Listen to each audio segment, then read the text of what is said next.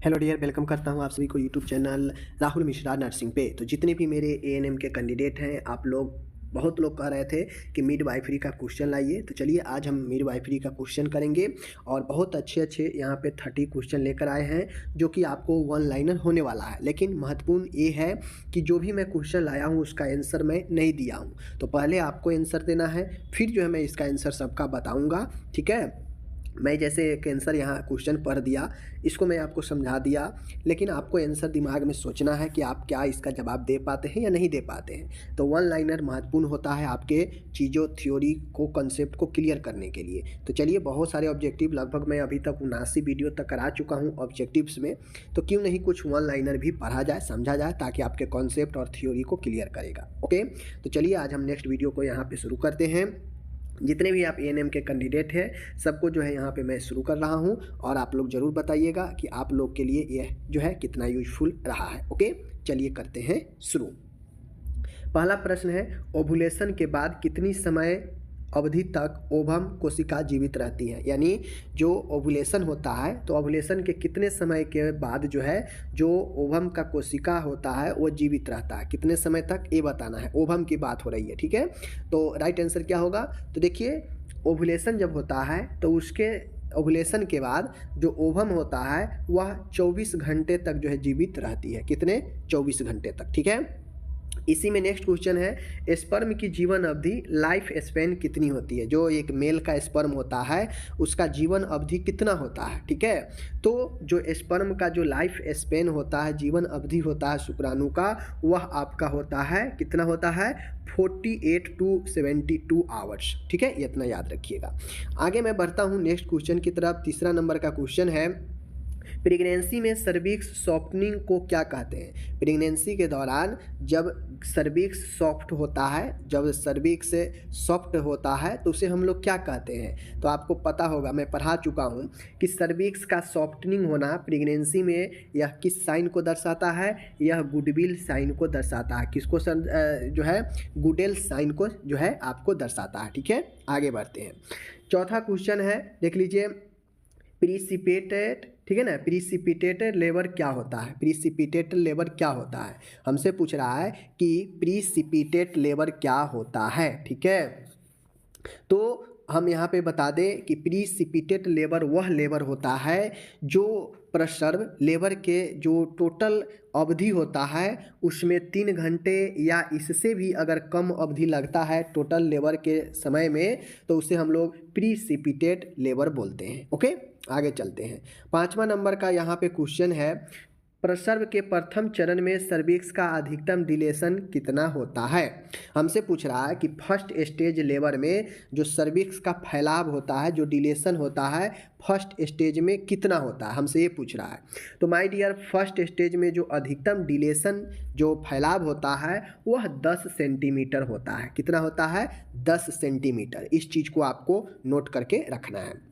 Next question है, निषेचन के बाद औसतन कितने समय में इम्प्लांटेशन होता है। हमसे ये पूछ रहा है कि मान गए मेल और फीमेल का जो निषेचन की क्रिया होती है, तो निषेचन के कितने समय के बाद आरोपण का काम होता है, इम्प्लांटेशन का काम होता है, ठीक है। कितने समय बाद, तो राइट आंसर अपना 5 से 7 दिन। 5 से 7 दिनों के अंदर इम्प्लांटेशन जो है आपका होता है निषेचन के बाद, ठीक है। तो ये चीज़ें आप लोग समझ गए। नेक्स्ट क्वेश्चन है कि भारत में जो मैटरनल मोर्टालिटी है उसका प्रमुख कारण क्या है, यानी मातृ मृत्यु का सबसे प्रमुख कारण क्या है, हमसे ये पूछ रहा है, ठीक है। तो देखिए, होता यह है कि मैटरनल मोर्टालिटी का मतलब होता है मातृत्व मृत्यु, यानी बच्चे के जन्म देते समय महिला का मृत्यु हो जाता है, उसके लेबर के समय या लेबर के कुछ दिन के बाद। तो उसमें सबसे प्रमुख कारण क्या होता है, तो सबसे प्रमुख कारण होता है अपना, वो होता है रक्तस्राव। रक्तस्राव के कारण ज़्यादातर जो महिलाएं माँ बनती हैं और माँ बनने के बाद मृत्यु हो जाता है, उसमें ज़्यादातर कारण रक्तस्राव ब्लीडिंग होता है, वो भी पीपीएच यानी प्रसर्व के बाद जो ब्लीडिंग होता है। ओके, आगे मैं बढ़ता हूँ। आगे का क्वेश्चन है, अच्छे अच्छे क्वेश्चन लाया हूँ। LS लेसिथिन एस्फिग्नोमाइलिन जो होता है अनुपात से क्या ज्ञात होता है। क्वेश्चन हमसे पूछ रहा है कि जो L रेशियो S लेसिथिन एस्फिग्नोमाइलिन ए अनुपात रेशियो से हमें क्या ज्ञात होता है, हमसे ये पूछ रहा है। ठीक है, तो इससे जो ज्ञात होता है वह आपका जो ज्ञात होता है फीटस की लंग मैच्योरिटी, यानी जो भ्रूण का जो फेफड़ा है वह कितना ज़्यादा परिपक्व है उसके अनुपात ज्ञात होता है। एलएस से आपका फीटस का लंग्स के मैच्योरिटी का ज्ञात होता है। ओके, समान प्रसर्व हेतु सर्वाधिक उपयुक्त पेल्विस का प्रकार कौन सा है, यानी एक नॉर्मल प्रसर्व के लिए सबसे अच्छा जो पेल्विस माना जाता है वह कौन सा पेल्विस होता है। तो मैं बता दूं पेल्विस 4 प्रकार के होते हैं। ठीक है, उनमें सबसे अच्छे पेल्विस जो लेबर के लिए माना जाता है एक महिला में वो होता है गाइनकेनोइड पेल्विस। कौन सा पेल्विस? गाइनकेनोइड पेल्विस आपका सबसे अच्छा होता है। आगे मैं बढ़ता हूँ तो आगे यहाँ पे है कि RH निगेटिव स्त्री को शिशु जन्म के बाद कितने समय के भीतर जो है रोगम इंजेक्शन लगाया जाना चाहिए। RHO जो है GAM इंजेक्शन लगाया जाना चाहिए। यह एक एंटीबॉडी इंजेक्शन होता है। जो कोई महिला अगर RH निगेटिव है और वो शिशु के जन्म देती है तो जन्म देने के बाद जो है ये एंटीबॉडी का इंजेक्शन लगाया जाना आवश्यक है। ठीक है, कितने समय के भीतर, हमसे ये पूछ रहा है। तो 72 घंटे के भीतर जो है, जन्म के 72 घंटे के भीतर ये एंटीबॉडी इंजेक्शन जो है लगाया जाना आवश्यक होता है। ठीक है, RH निगेटिव महिलाओं के जब बच्चे को जन्म जब देती है तो। ओके, आगे मैं बढ़ता हूँ। 11 नंबर का क्वेश्चन है, अच्छा क्वेश्चन है। क्वेश्चन एकदम सब हम अच्छा लेकर आ रहे हैं। क्वेश्चन कह रहा है कि प्रसव के बाद रिप्रोडक्टिव ऑर्गेन पुनः समान अवस्था में आने में लगने वाला औसतन समय क्या है। कह रहा है कि प्रसव के बाद जो जन्म देने वाला जो ऑर्गेन है, रिप्रोडक्टिव ऑर्गेन है, वह पुनः अपने पहले के अवस्था में आएगा, उसमें कितना समय औसतन लगेगा कि वह फिर से अपने जो है समय में आ जाएगा, अपने जगह पर आ जाएगा। तो लगभग जो है ये आपका 6 सप्ताह का समय लगता है। जैसे यूट्रस हो गया, ठीक है, वेजिना हो गया, सर्विक्स हो गया, ये सब धीरे धीरे लगभग 6 सप्ताह में पुनः पहले के जैसे जो है अपने जगह पर आ जाता है। ठीक है, नेक्स्ट क्वेश्चन है प्रेगनेंसी के प्रोबेबल साइन कौन सा है। प्रेगनेंसी का संभावित चिन्ह जो है कौन सा होता है। तो देखिए प्रेगनेंसी का जो संभावित जो साइन होता है उसमें आपको प्रोबेबल साइन में जैसे मैंने बताया गुडेल साइन, ठीक है, जैसे मैंने आपको बताया गुडेल साइन यानी सर्विक्स का सॉफ्टनिंग होना, ठीक है ना। हेगर साइन भी प्रोबेबल साइन है एंड चैडविक साइन, ठीक है ना, चैडविक साइन। तो ये गुडविल, हेगर और चैडविक ऐसे साइन हैं जो प्रेगनेंसी के संभावना को दर्शाता है। ओके, आगे क्वेश्चन में बता रहा हूँ समान प्रसव के केस में PPH की उपयुक्त परिभाषा क्या है। यानी नॉर्मल लेबर में, एक नॉर्मल लेबर में जो PPH की उपयुक्त परिभाषा होती है वह क्या होती है, हमसे ये पूछ रहा है। ठीक है ना, तो देखिए समान केस में जो प्रसव का जो होता है, यदि रक्तस्राव 500 ml से अधिक होता है, पोस्टपार्टम हेमरेज का मतलब होता है कि जब समान लेबर में अगर 500 ml से अधिक ब्लड अगर जाता है तो वह PPH में आता है, क्योंकि नॉर्मल लेबर में आपका ब्लड कम से कम 500 ml जो है जाता है नॉर्मल लेबर में। लेकिन अगर इससे ज़्यादा ब्लड अगर जाता है तो उस कंडीशन को हम लोग PPH में रखते हैं, यानी प्रसव के बाद का रक्तस्राव। ठीक है, आगे का क्वेश्चन है सिजेरियन उपरांत, यानी चीरा वो नॉर्मल लेबर वाला था, लेकिन अगर किसी को सिजेरियन से अगर जो है हो लेबर हो तो PPH का परिभाषा वहाँ पे क्या होता है, समझ गए। अगर नॉर्मल होगा तो 500 ml, ठीक है ना, PPH, लेकिन अगर सिजेरियन से होगा तो सिजेरियन के केस में जो ब्लीडिंग होता है वो ज़्यादा होता है और वहाँ पे ये मामला 1000 ml में पहुँच जाता है। ठीक है, सिजेरियन के केस में, तो ये चीज़ें को ध्यान में रखना है। आगे है प्री एक्लेम्सिया के लक्षण व चिन्ह क्या है। प्री एक्लेम्सिया के लक्षण व चिन्ह क्या है ये हमसे पूछ रहा है। तो प्री एक्लेम्सिया के जो लक्षण और चिन्ह होते हैं वो क्या होते हैं, तो आपको पता है कि प्री एक्लेम्सिया में होता यह है कि हाथ पाँव में सूजन हो जाता है, आपको पता है, ठीक है ना, क्या होगा, हाथ पाँव में सूजन हो जाएगा। उसके बाद यूरिन में एल्बुमिन आने लगता है, मतलब मूत्र त्यागने में प्रोटीन की मात्रा आने लगता है, जिसे प्रोटीनूरिया कहते हैं। और एक और लक्षण होता है हाइपरटेंशन का, उच्च रक्तचाप का। तो अगर 3 सूजन होना, हाइपरटेंशन होना, प्रोटीन्यूरिया होना। अगर ये 3 लक्षण किसी प्रेग्नेंट वुमेन में उपस्थित है मतलब वह प्री एक्लेम्पसिया से ग्रसित है। ओके, आगे बढ़ता हूँ।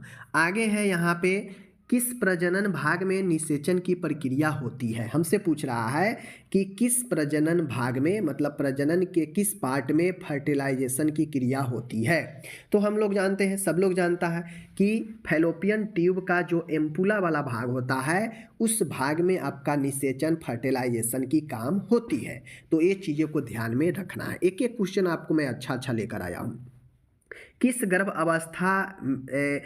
गर्भ अवस्था सप्ताह में फीटोस्कोप द्वारा FHS सुनाई देना प्रारंभ होता है। यानी सीधा कहा जाए तो कितने सप्ताह के गर्भ अवस्था में जो फीटल हार्ट साउंड होता है वह सुनाई देना प्रारंभ होता है। हमसे ये पूछ रहा है, ठीक है। तो मैं आपको एक चीज़ बता दूं कि लगभग 20 सप्ताह के आसपास जब हम फीटोस्कोप के मदद से हम फीटल का हार्ट साउंड सुन सकते हैं। 20 सप्ताह। ओके, किस माह तक सभी प्रमुख फीटल ऑर्गेन का निर्माण यानी ऑर्गेनोजेनेसिस हो जाता है। मतलब कितने महीने में जो है एक भ्रूण का सभी ऑर्गेन सभी अंग का निर्माण हो जाता है। हमसे ये पूछ रहा है, ठीक है। तो माय डियर मैं आपको बता दूं कि कितने माह तक सभी प्रमुख फीटल ऑर्गेन का निर्माण हो जाता है, हमसे ये पूछ रहा है। ओके, तो देखिए मैं बता दूं कि लगभग 2 माह कहा जाए तो लगभग 8 वीक तक जो भ्रूण होता है गर्भ में वह सभी जो है आपके अंग जो है उसका सभी अंग का निर्माण हो गया होता है। ओके, आगे मैं बढ़ता हूँ। नेक्स्ट क्वेश्चन है फीटस के लंग मैच्योरेशन को पूर्ण होने में लगने वाला समय क्या है।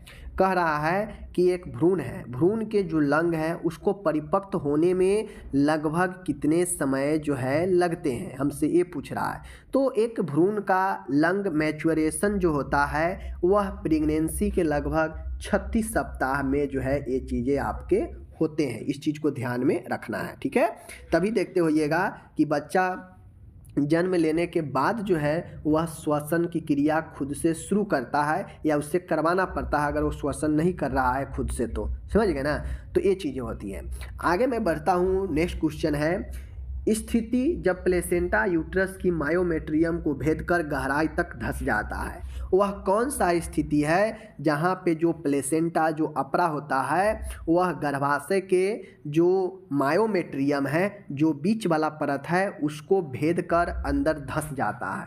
यानी आपको पता है यूट्रस से लगा हुआ प्लेसेंटा होता है, तो यूट्रस अलग 3 लेयर में बना है। तो जो बीच वाला लेयर है इस बीच वाला लेयर में प्लेसेंटा धंस जाता है गहराई में, तो इसे हम क्या बोलते हैं, तो इसे हम लोग प्लेसेंटा इनक्रेटा बोलते हैं। क्या बोलते हैं, ध्यान दीजिएगा, प्लेसेंटा इनक्रेटा, ठीक है ना, प्लेसेंटा इनक्रेटा इसे बोलते हैं। ओके, आगे बढ़ते हैं।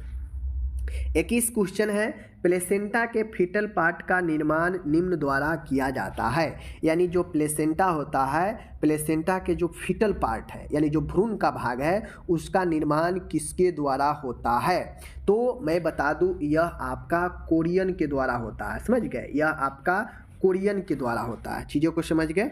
चलिए आगे मैं बढ़ता हूँ। 22 नंबर का क्वेश्चन है प्लेसेंटा के मैटरनल भाग का निर्माण किसके द्वारा होता है। हमसे पूछ रहा है कि प्लेसेंटा के जो मैटरनल भाग है, जो प्लेसेंटा का माता से लगा हुआ भाग है, उसका निर्माण किसके द्वारा होता है। तो आपको पता है कि भ्रूण वाला पार्ट का तो कोरियन के द्वारा होता है, लेकिन मैटरनल भाग की बात करेगा तो मैटरनल भाग जो है आपके डेसुडा बैसिलस से होता है। किससे होता है, डेसुडा बैसिलस के द्वारा, ठीक है। 23 क्वेश्चन है टर्म के समय औसतन एमनियोटिक फ्लूइड कितना होता है। हमसे ये पूछ रहा है कि टर्म के समय, समझ गए, टर्म के समय औसतन एमनियोटिक फ्लूइड कितना होता है। चीज़ों को समझिएगा कि टर्म के समय औसतन मतलब एक पूर्ण रूप से जब समय हो जाता है, पूरे गर्भ का कंप्लीट जो समय होता है उस समय औसतन एमनियोटिक फ्लूइड कितना होता है, ये पूछ रहा है। तो औसतन की बात करेगा तो 600 से लेकर 800 ml औसतन जो है आपके होते हैं। ठीक है, आगे बढ़ता हूँ। 24 नंबर का क्वेश्चन है कि स्वस्थ फीटस में अम्बिलिकल धमनी व सिरा की संख्या होती है। एक स्वस्थ भ्रूण में जो अम्बिलिकल धमनी है, नाभि वाला धमनी है और सिरा है, इसकी संख्या कितनी होती है। तो ये पहले भी हम पढ़ा दिए थे कि 2 आर्टरीज होता है इसमें। ठीक है, कितना, 2 आर्टरीज होता है एंड एक जो है आपका भेन होता है। चीज़ों को समझ लीजिए। ठीक है, आगे बढ़ता हूँ। छठा क्वेश्चन है, 25 क्वेश्चन है, देख लीजिए। 6 सप्ताह की अवधि में गर्भ में इम्प्लांटेड कॉन्सेप्टस को क्या कहते हैं। हमसे पूछ रहा है कि 6 सप्ताह की अवधि में गर्भ में इम्प्लांटेटेड कॉन्सेप्टस को कहते हैं। यानी जो 6 सप्ताह की अवधि होता है और उसमें जो आरोपण वाला जो प्रोडक्ट होता है उसको हम लोग क्या बोलते हैं, तो उससे हम लोग एम्ब्रियो भ्रूण बोलते हैं। क्या बोलते हैं, उसको हम लोग भ्रूण बोलते हैं, एम्ब्रियो बोलते हैं। ठीक है, आगे है 26 नंबर का क्वेश्चन है माय डियर। प्रसव के कितने समय अवधि में उत्पन्न संक्रमण को पोस्टपार्टम इन्फेक्शन कहते हैं। यानी जब लेबर होता है तो लेबर के कितने समय में अगर संक्रमण हो जाता है तो उससे हम लोग पोस्टपार्टम इन्फेक्शन यानी प्रसव के बाद का संक्रमण कहते हैं। प्रसव के कितने समय में ये चीज़ें होगा तो देखिए, प्रसव के विदिन 28 दिन के अंदर अगर इन्फेक्शन हो जाता है तो उसे हम लोग पोस्टपार्टम इन्फेक्शन यानी प्रसव के बाद का इन्फेक्शन कहते हैं। ठीक है, 27 नंबर का क्वेश्चन है, समान जेस्टेशन अवधि कितना होता है, हमसे ये पूछ रहा है। तो समान जो जेस्टेशन अवधि होता है वो कितना होता है, ये हमसे पूछ रहा है। यानी एक जो बच्चे का जन्म जो लेता है पूर्ण गर्भ अवधि कितना होता है। तो देखिए 280 दिन होता है, डे में पूछेगा तो 280 दिन। ओके, अगर महीना में पूछेगा तो 9 मंथ होगा, अगर वीक में पूछेगा तो 40 वीक्स जो है आपका होता है। तो तीनों मैं आपको बता दिया। आगे मैं बढ़ता हूँ। 28 नंबर का क्वेश्चन है कि प्लेसेंटा प्रीविया से प्रेगनेंसी में उत्पन्न प्रमुख जटिलता है कौन कौन। प्लेसेंटा प्रीविया यानी अपरा सम्मुख में अगर प्रेगनेंसी है और प्रेगनेंसी में अगर प्लेसेंटा प्रीविया है तो उसमें प्रमुख जटिलता क्या होता है। तो देखिए, प्लेसेंटा प्रीविया प्रेगनेंसी में अगर होता है तो इसमें ये होता है चूँकि अपरा अपने जगह से हट गया रहता है, छोड़ दिया रहता है, तो उस कंडीशन में जो ब्लीडिंग होता है वो काफ़ी ज़्यादा होता है प्रसव से पहले।